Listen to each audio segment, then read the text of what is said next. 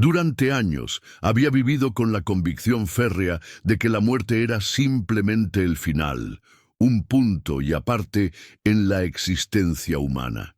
Las palabras de Cristo en Mateo 25:46 sobre el castigo eterno le parecían metáforas anticuadas, herramientas de control social diseñadas para mantener a las masas en línea. Como profesor universitario de filosofía, había dedicado décadas a desmantelar lo que consideraba supersticiones religiosas, argumentando con elocuencia que el concepto del infierno era incompatible con un Dios de amor. Su arrogancia intelectual lo había llevado a burlarse abiertamente de estudiantes que mencionaban su fe, citando a Nietzsche y proclamando que Dios había muerto en las aulas repletas de jóvenes impresionables. Cuando los cristianos hablaban del juicio venidero mencionado en Hebreos 9:27, está establecido para los hombres que mueran una sola vez, y después de esto el juicio. Él respondía con una sonrisa condescendiente y una cita de algún filósofo ateo. La noche de su muerte llegó sin advertencia. Un infarto masivo mientras corregía exámenes en su estudio, rodeado de libros que proclamaban la inexistencia de lo divino. El último pensamiento consciente que tuvo fue de irritación por no poder terminar su trabajo.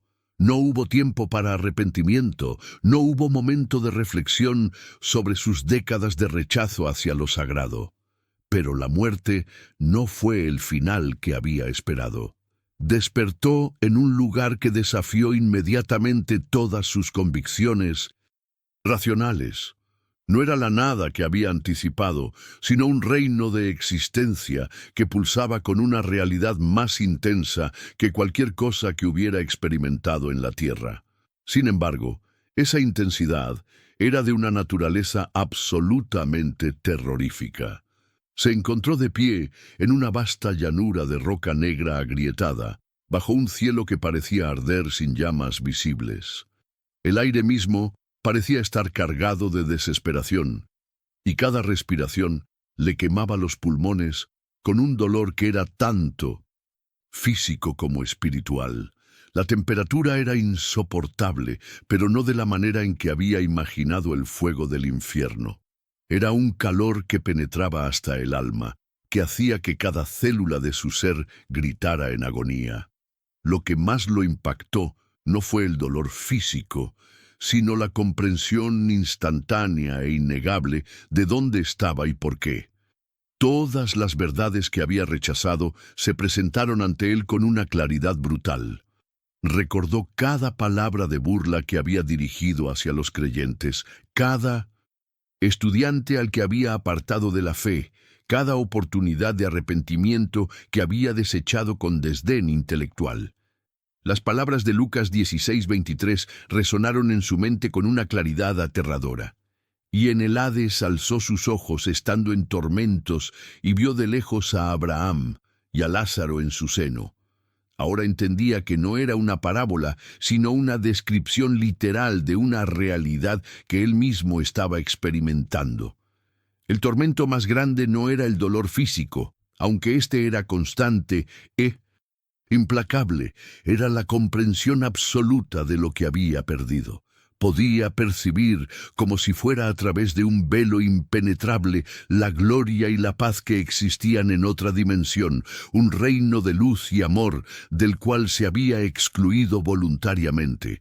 La separación era completa y definitiva, y la comprensión de esta realidad lo sumía en una desesperación que no tenía paralelo en la experiencia humana.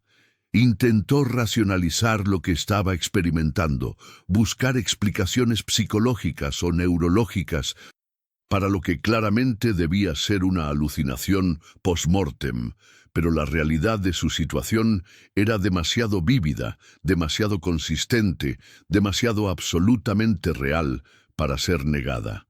Este era el lugar del cual Cristo había advertido en Marcos 9:48, donde el gusano de ellos no muere y el fuego nunca se apaga.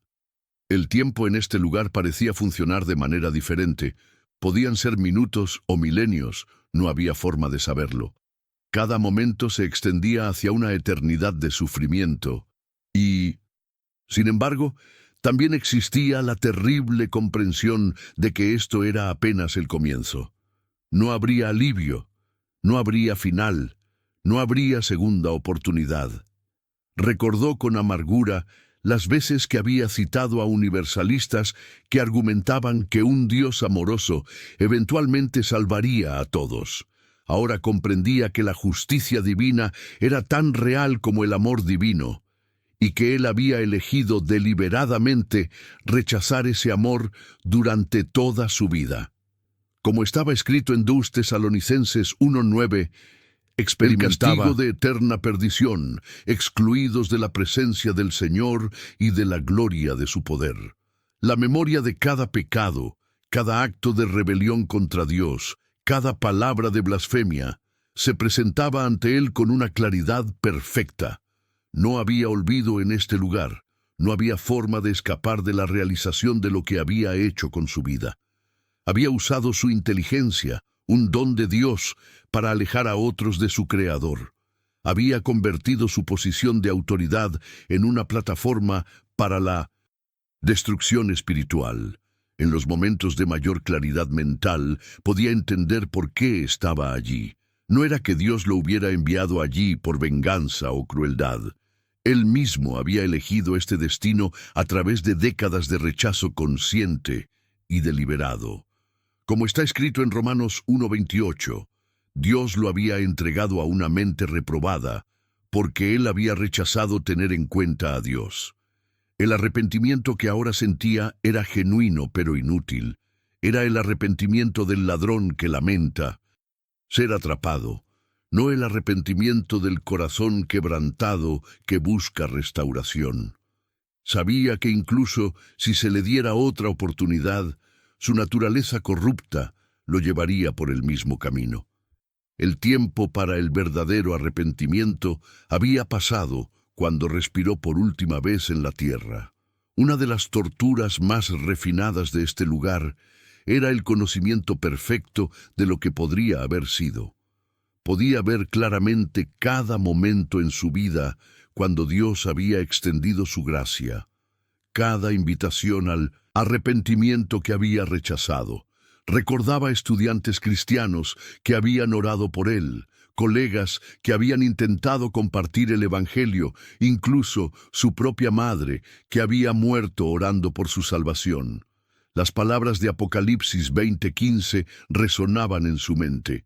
Y el que no se halló inscrito en el libro de la vida fue lanzado al lago de fuego. Su nombre había sido borrado de ese libro no por decreto divino arbitrario, sino por su propia elección sostenida de vivir en rebelión contra su Creador. El silencio en este lugar era ensordecedor. No había música, no había risa, no había conversación redentora. Solo el sonido constante de lamentación y rechinar de dientes, exactamente como Cristo había advertido en Mateo 8:12.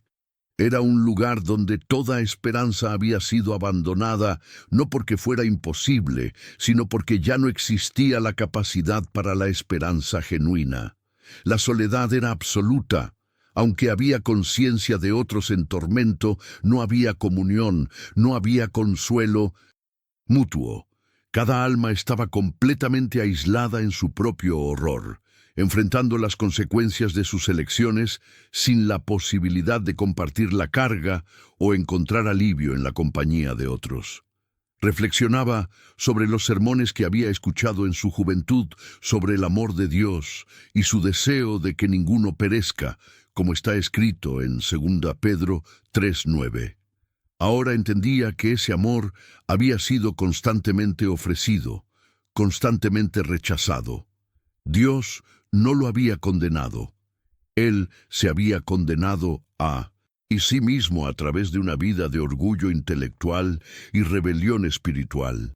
La ironía más cruel era que toda su educación, toda su sofisticación intelectual, todo su conocimiento filosófico no significaba nada aquí. La verdad más simple que había rechazado que existe un Dios santo que requiere justicia por el pecado, era la única verdad que importaba. Como Pablo escribió en 1 Corintios 1:20, ¿dónde está el sabio? ¿Dónde está el escriba? ¿Dónde está el disputador de este siglo? ¿No ha enloquecido Dios la sabiduría del mundo?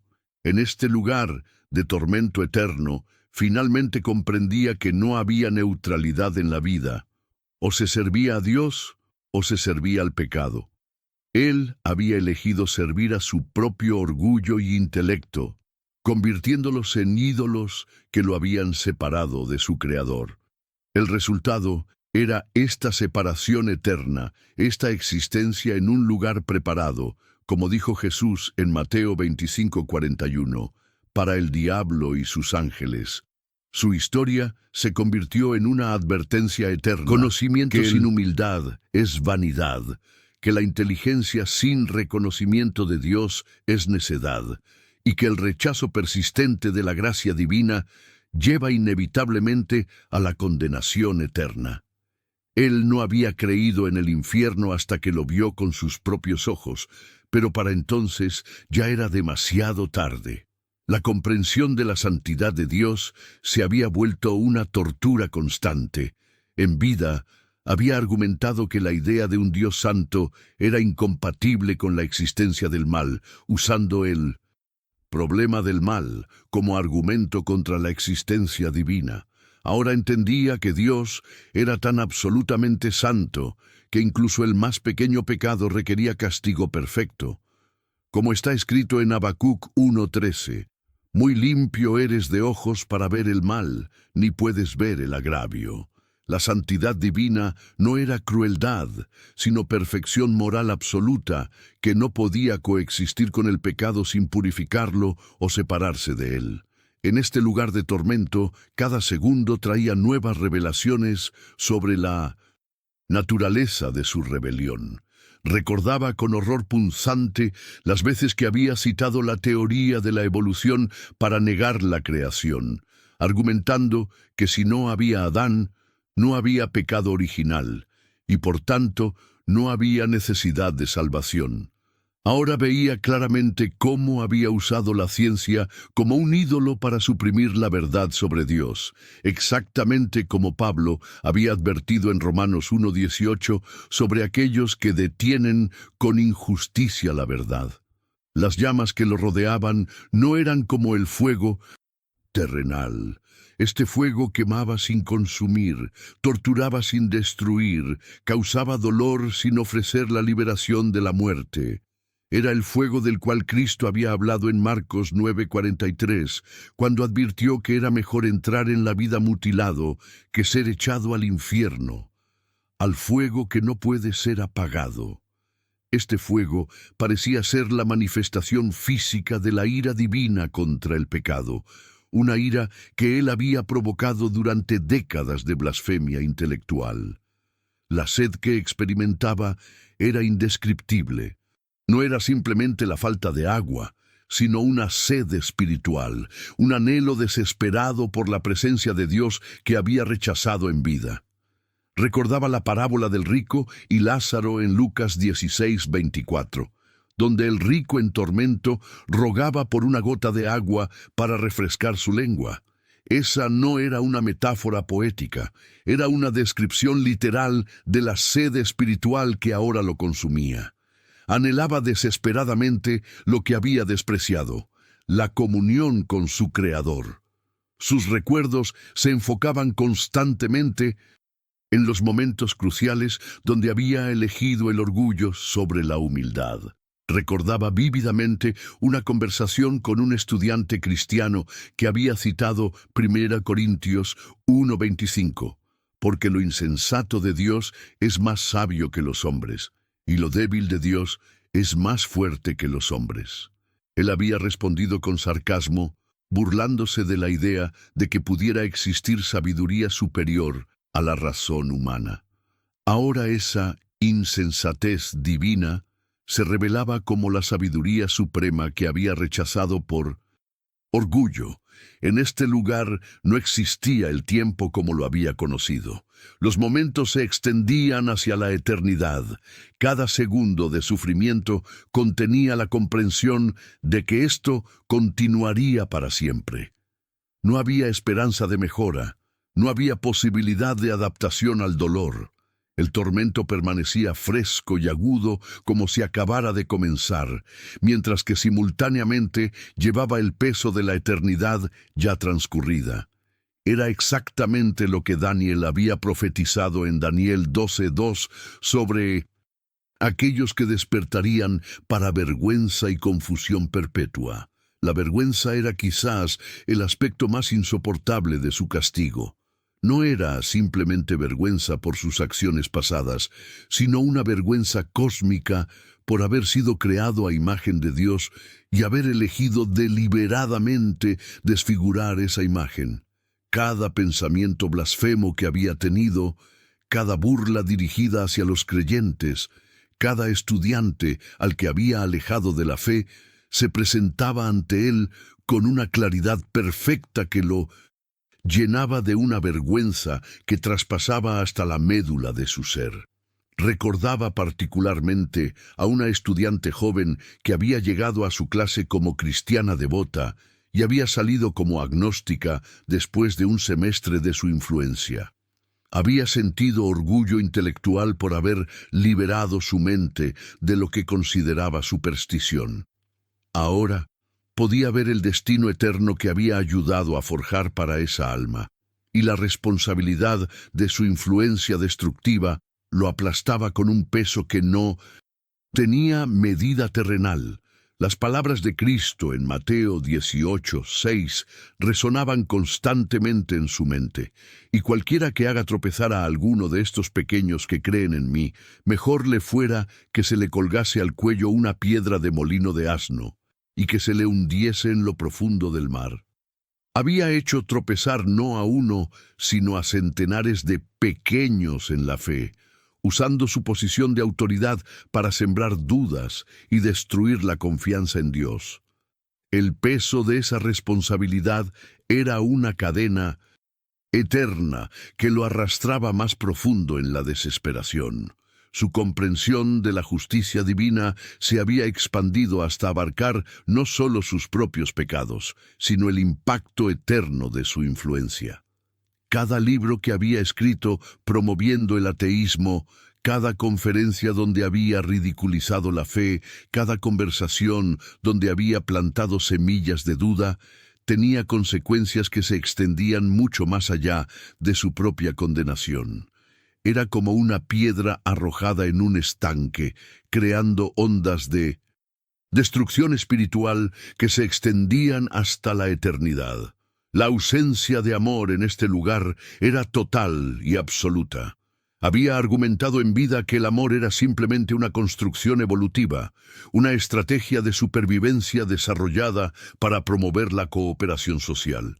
Ahora entendía que el amor era la esencia misma de Dios, como Juan había escrito en 1 Juan 4:8. Dios es amor.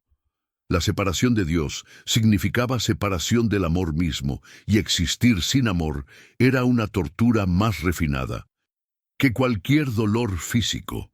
En los raros momentos de mayor claridad mental podía percibir la perfección de la justicia divina. No estaba allí por accidente o por decreto divino arbitrario. Cada decisión que había tomado, cada palabra que había pronunciado, cada pensamiento que había albergado, lo había llevado inexorablemente a este destino. Como está escrito en Gálatas 6:7, no os engañéis, Dios no puede ser burlado, pues todo lo que el hombre sembrare, eso también segará. Rebelión había sembrado durante décadas, y ahora segaba la cosecha eterna de esa siembra. La oscuridad que lo rodeaba no era simplemente ausencia de luz física, sino ausencia de toda esperanza, toda bondad, toda belleza. Era la oscuridad de la cual Cristo había hablado en Mateo 8:12, las tinieblas de afuera, donde sería el lloro y el crujir de dientes. Esta oscuridad tenía peso y sustancia, presionando contra su alma como una manta sofocante que no podía ser removida.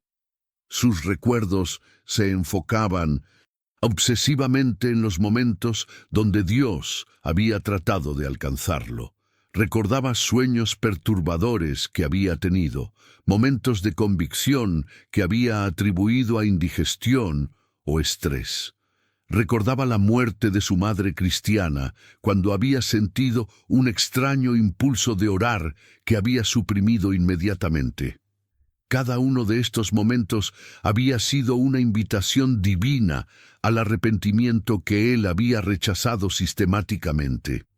La comprensión de la paciencia de Dios se había vuelto una fuente adicional de tormento. Durante 70 años de vida, Dios había sido paciente con él, enviando oportunidad tras oportunidad para el arrepentimiento. Como Pedro había escrito en 2 Pedro 3:9, el Señor no retarda su promesa, según algunos la tienen por tardanza, sino que es paciente para con nosotros, no queriendo que ninguno perezca, sino que todos procedan al arrepentimiento.